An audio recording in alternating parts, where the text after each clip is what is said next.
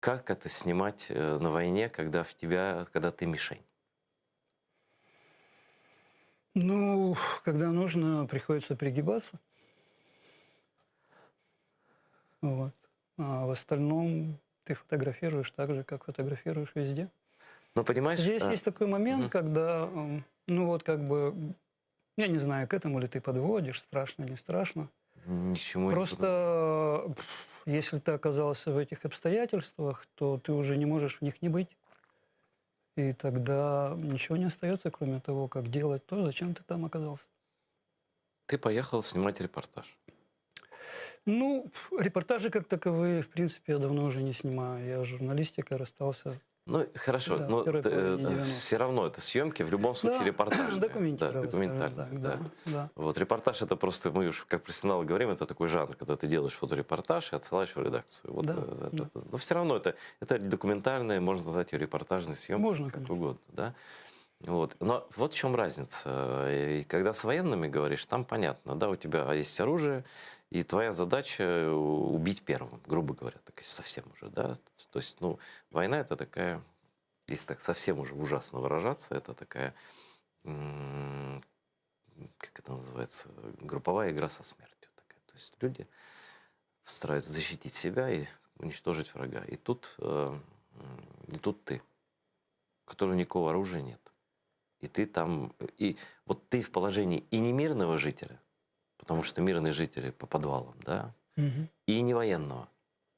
Но для врага, как я понимаю, ты абсолютно такая же мишень. То есть на тебе ничего не написано там. Даже если написано, может, еще и раньше стрельнут. Ну, в 2014 году на мне было написано, сейчас, когда я езжу, не написано. А почему? Ну, я стараюсь не выделяться на самом деле.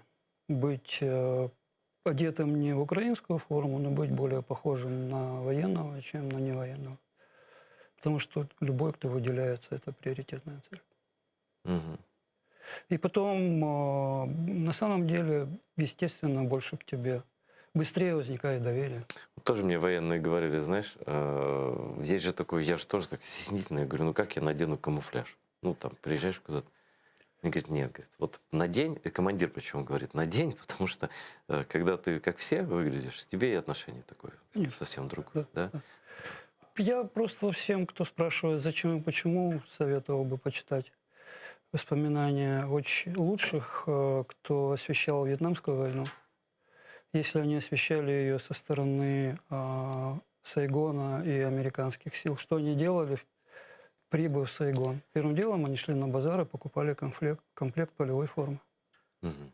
И написали здесь себе, что он фотограф, имя писали.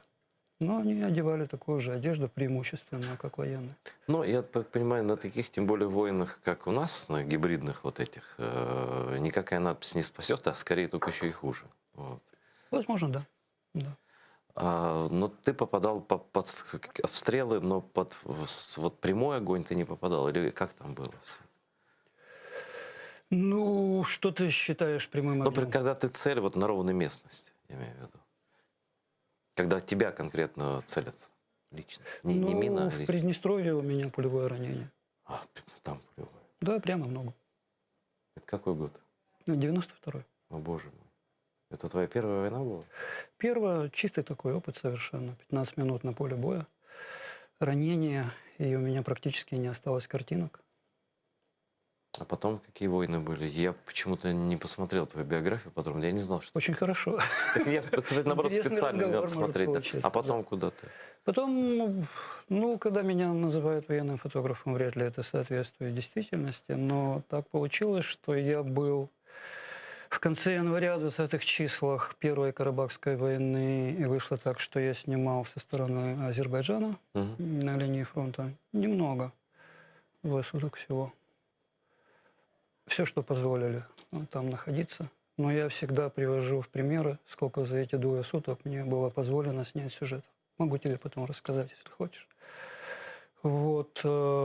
После Хасавюрских соглашений сразу же в Чечне. Это конец августа, начало сентября 96-го года. Вот. Дважды с «Врачами без границ» я был в Сомали. Не столько на войне, сколько в госпитале, где последствия этих столкновений. Мгм. Вот. Не как фотограф. Сначала как фотограф, но потом уже просто как гуманитарный работник после... Здесь никто не знает, ты-то, конечно, знаешь. После столкновений в Аше и Джалалабаде в июне 2010 года Мгм.